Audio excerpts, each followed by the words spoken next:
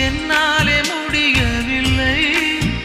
இங்கு எந்த நாள் முழுக்க உன்னை நினைத்திருக்க ஒருபோதும் அலுக்கவில்லை